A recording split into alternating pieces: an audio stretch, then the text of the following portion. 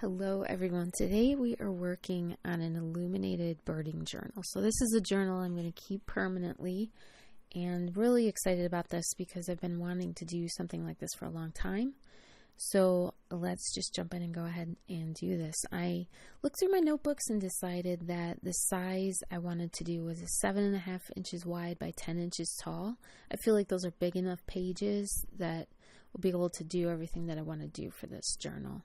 So it's going to be a traveler's notebook style. So it's going to have eyelets and elastic so that I can pull the pages in and out, and that way I can keep things like roughly alphabetized if I'm adding like sketches of birds and things.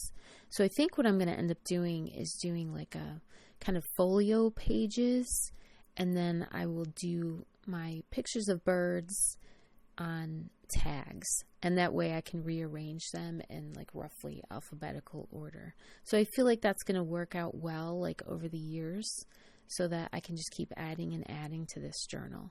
So I'm just measuring out the 7.5 inches wide by 10 inches tall on a cereal box, and I just opened it on one side, and then I have the other like binding area on that folded side. So I'm measuring that out as well. And I did decide to have that binding area be like 1.5 inches. So my birding journal is going to be like 1.5 inches thick. And part of the reason why I'm doing it a little bit larger than I normally would is that I have a birding book that is for birds of Pennsylvania that I bought from Hawk Mountain. And that way I can just keep this in this journal. And that book's like 1/2 inch thick or something, but I just want to make sure I have room for that in the back of this journal. So now I'm going to take this spine, and as I said, I wanted to make it 1.5 inches wide. So I'm just marking that, and then I'm going to end up cutting down that line. And I do this a lot for like making journals out of boxes. So if you can keep that one edge, even if it's not the correct size, we can alter that. So I'm just going to go ahead and cut down this line. And then I'm going to just kind of squish these into each other so that it ends up being the right size binding. And this will also help for adding eyelets. It'll be a nice stable base here, and I'm going to make sure I add lots of glue so that those eyelets don't come out.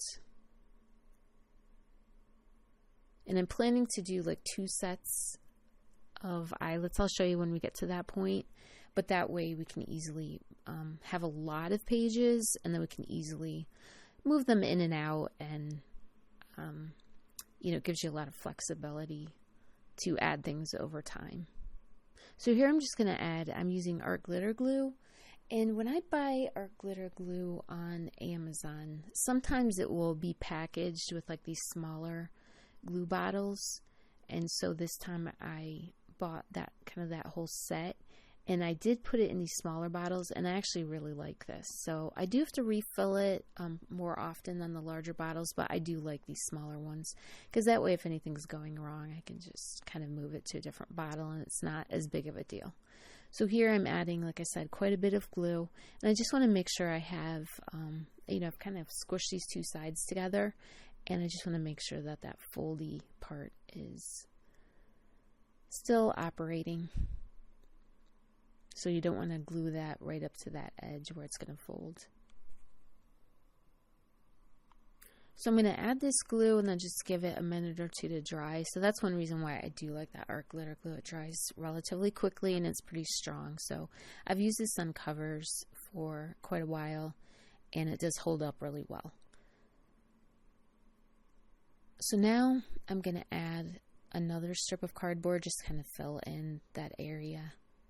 So that way we have a nice double layer of cardboard the whole way down that binding, and that will just make it nice and sturdy. So sometimes when I do journals with eyelets, even like my leather journals, sometimes those eyelets pop out. So I just want to be really careful that I'm reinforcing things so that it'll be a nice stable place to put in these eyelets. So this is just some cardboard left over from this box. and I'm just using a strip of it, and so that way we just have a nice double layer of cardboard all the way down that binding. So I'm not worrying too much about like if there's a gap in the middle. We're going to be adding papers to this whole thing, so it's not really going to matter.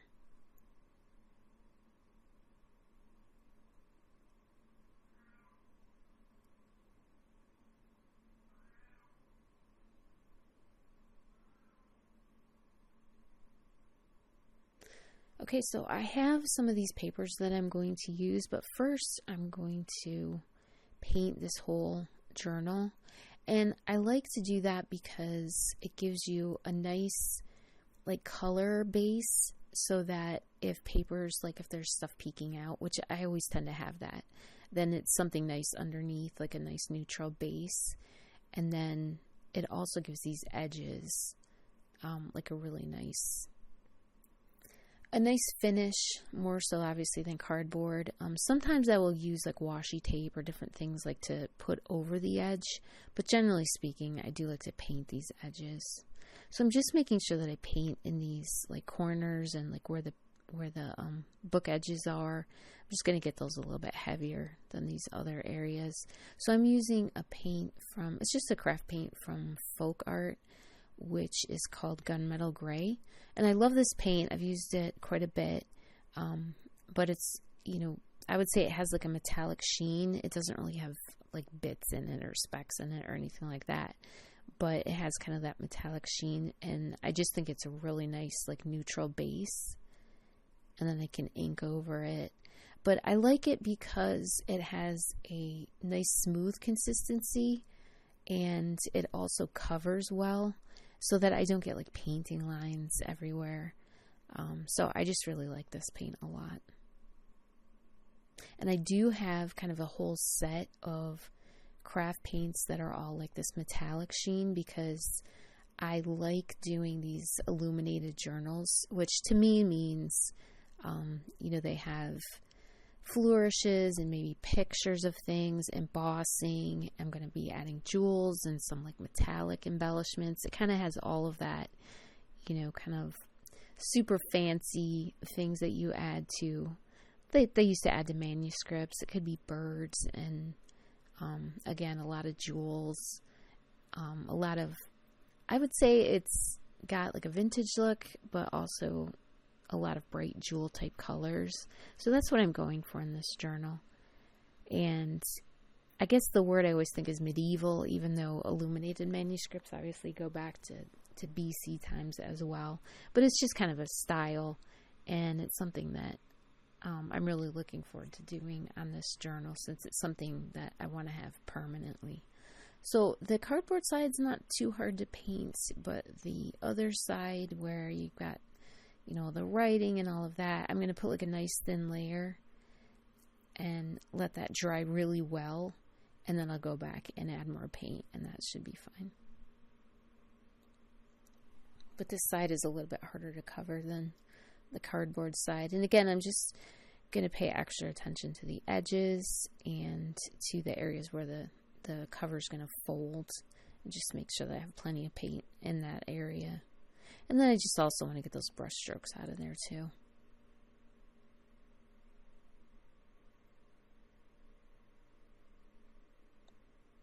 So the papers that I'm going to use on this journal are two different sets of papers. So I'm going to use my William Morris papers in green, and I did get that whole set from their digital papers that I got from TheJunkJournalStudio. And she had, when I bought these, she had 3 different sets of William Morris papers. She had like pink and blue and green.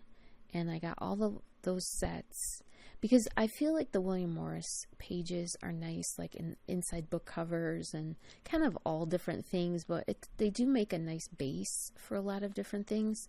But it also gives me that kind of medieval feel that I feel like will be good for doing this like illuminated burning journal, where I kind of want everything to have like a really cool like that kind of vibe to it, where it's like done in a monastery or something like that. So it's just something fun. So now I'm just going to pay extra attention to painting these edges, And then when we add our collage paper, you know, then if we don't get it right up to the edge or anything's like peeking out or whatever, it's like a nice thing underneath. So I'm just paying extra attention to that.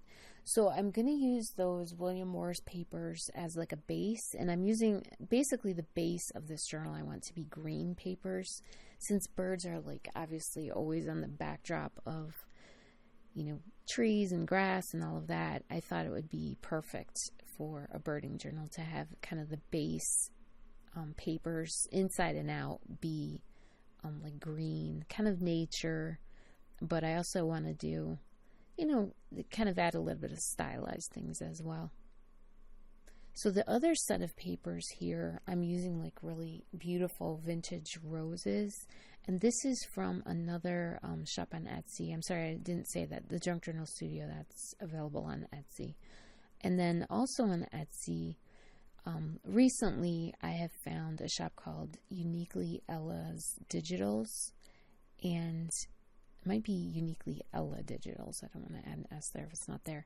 But this collection is called the Nostalgia Collection, and it's like beautiful vintage roses. So here is our journal that is kind of finished painting inside and out.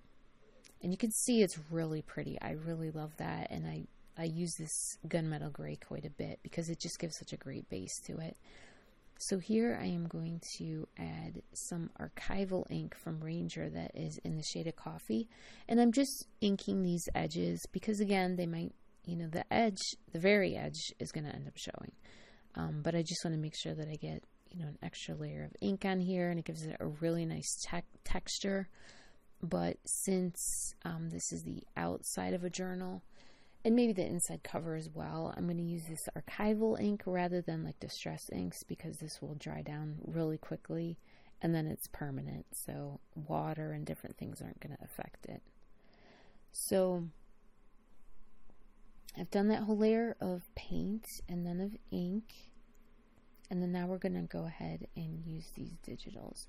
So again, this collection from UniquelyEllaDigitals, this is called the Nostalgia Collection. So that's the roses. And she has about 4 different, you know, sets that go into that one collection. And I have them all, so I'll be pulling pages from the Ephemera collection, and then I don't remember what the other one is from, but you'll see it in that Nostalgia Collection. And she has a lot of great sets that are, you know, just all different flowers and then all different things. It's really beautiful. So really love her shop quite a bit. And then the Junk Journal Studio, I would say that's the bulk of the digitals that I have is from the Junk Journal Studio. I love her stuff and her style. I find that it's just so versatile. I can really use it in a lot of different journals.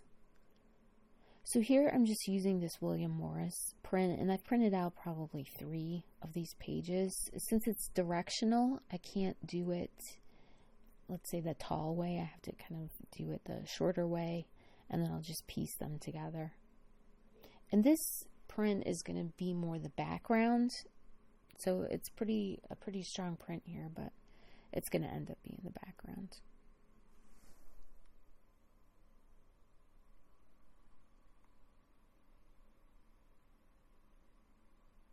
So I'm just trying to remember at this point which is the outside, which is the inside. And my journal, it probably doesn't really matter, but. So I'm again using this art glitter glue to glue down these papers. You could use collage medium if you want.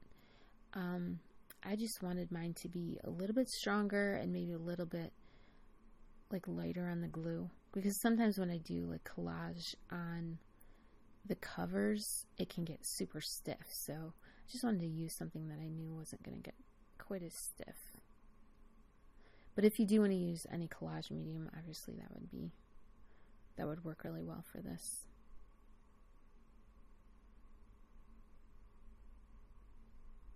I'm just making sure it's glued down really well, and then I press it all down really well, because for the cover, you know, obviously you're going to be seeing that for quite a long time. You don't want it to have any bubbling or anything like that.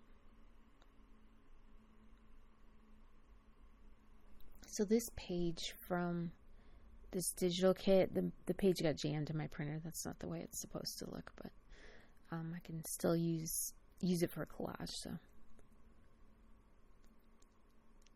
So I'm just going to add this William Morris print in the places that I know it's going to show.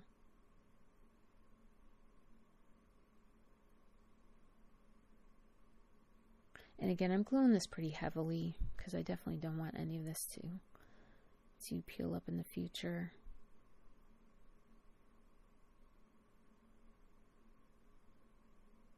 So probably gluing this a lot heavier than I normally would, but on the covers I do that. I'll add a lot of glue just to make sure that everything is really well secured down, because I'll be adding some metal pieces to this, so I want to make sure that everything's glued down well enough that those metal pieces will hold.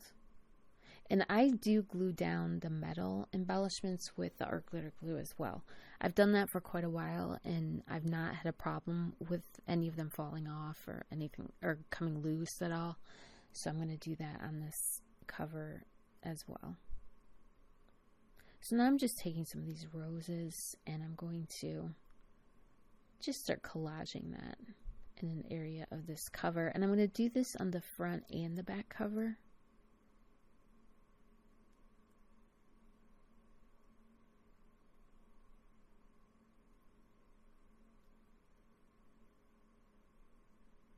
So you can see I tore it, and I have when you tear it, you get like a big white edge there, but this is going to get covered, so I'm not going to worry about that right now. I'm just making sure I get those like very edges glued down really well.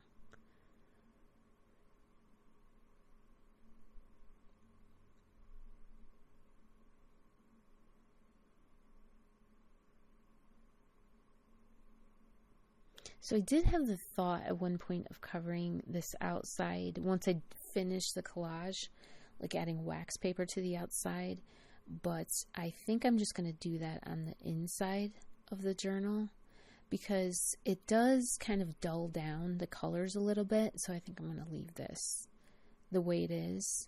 But then the inside, I'm going to add like a whole layer of wax paper on the inside. It just gives it a nice feel to it.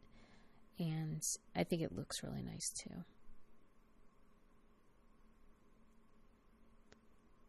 So again, just making sure this first layer is really well glued down since we're gluing it down to paint.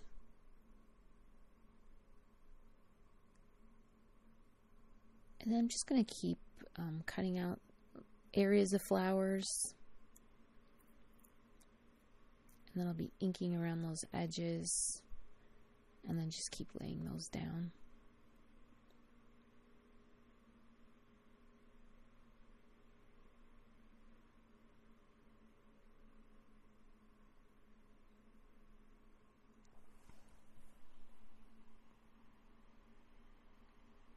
So in an illuminated manuscript, sometimes they're very geometric. So it will have like different squares and rectangles of whatever they're trying to showcase. Could be initials, could be like pictures of birds, or geometric designs that would have like insets of jewels and painting, and then maybe we today would do embossing. So I'm not sure exactly what they were doing to get those effects of like flourishes and a lot of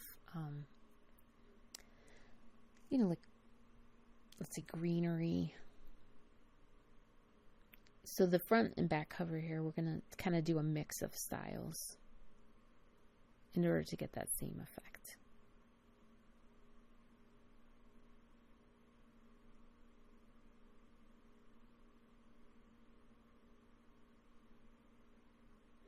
But the idea of this is I want to like document the birds in my area, the birds I'm seeing in my yard, and then maybe like special trips or something, like the birds that we see there as well. And then I will add in some other animals here and there, especially if they're, like in my front yard, I have foxes that are kind of interacting with the birds up there. So different things like that. I think I'll add in a little bit of maybe some other animals as well. But for the vast majority, this is going to be a birding journal and just kind of documenting the different like experiences that we have in our family with the birds. It doesn't have to just be at our house. It can be like on trips as well.